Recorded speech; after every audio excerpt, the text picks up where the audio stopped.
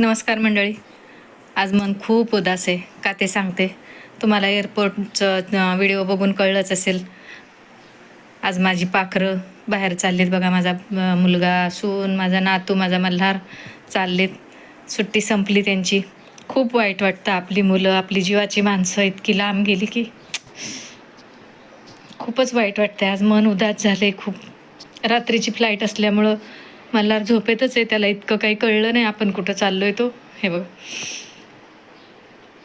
खूप वाईट वाटतंय आज.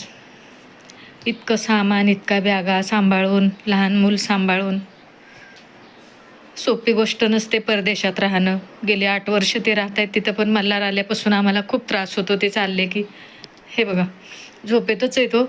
त्याला तितकं काही कळलं नाही आपण कुठं चाललोय तो. तिथं गेल्यावर खूप त्रास देतो मग त्याला. आता आमची खूप सवय झालेली 1-1.5 महिना.